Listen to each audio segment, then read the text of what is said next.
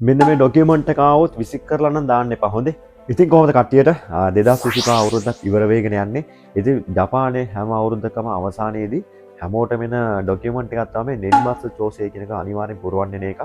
ඉතින් මේක ගොඩක් කට්ටිය අලුතින් ආපු කට්ටිය එහෙම දන්නේ නැතුව මේක විසිට් කරලා දානවා. මේක විසිට් කරන්න යන්න එපා. මේක හරි වැදගත් ඩොකියුමන්ට් එකක්. මේක පුරවලා දාන්න. මේකෙන් කරන්න ඉතින් අපි අපේ රෆ්ලි මේ සැලරි එකට මේගොල්ලන් ඉන්කම් ටැක්ස් එකක් අපේ පඩියෙන් කපා ගන්නවා 105ක. මෙන්න මේ ටැක්ස් එක බොහෝ විට අපෙන් කැපෙන ප්‍රමාණය වැඩි බොහෝ විට. ඉතින් ඒක නෙන්මස චෝසය කෙනෙක් අපි පුරවලා දුන්නා මේ ඩොකියුමන්ට් එක පුරවලා දුන්නවා. මේගොල්ලෝ අපේ අවුරුද්දේ වාර්ෂික ආදායම හරි ආදායමට හරි විදිහට ටැක්ස් එක හදලා මේගොල්ලෝ වැඩිපුර අපෙන් අරන් තියනවා නම් උදාහරණයක් කොලයක් හරි දෙකක් හරි වැඩියෙන් අරන් තියනවා නම් මෙන්න මේක ජැනුවරියේ ඔයගොල්ලන්ගේ සැලරි එකට රිටර්න් කරනවා. ඒ කියන්නේ ඔයගොල්ලන් දෙසැම්බරේ වැඩ කරපු ඒ සැලරි එක ජනවාරියේ හම්බ වෙන්නේ. මෙන්න මේ ජනවාරි සැලරි එකට මේක රිටර්න් වෙනවා. ඒ නිසා මේක අනිවාර්යයෙන්ම පුරවලා දාන්න. පුරවන්න තේරෙන්නේ නැත්නම් එහෙම ඔයගොල්ලන්ගේ කයිෂකේ ඔයගොල්ලන් වැඩ කරන තැන කාට හරි කිව්වා මේක පුරවන්නේදී කියලා දෙයි.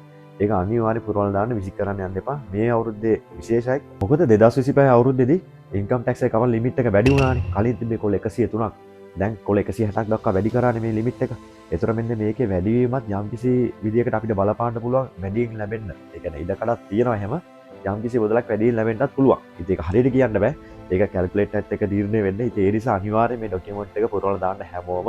එහෙනම් හැමෝටම ජය වේවා.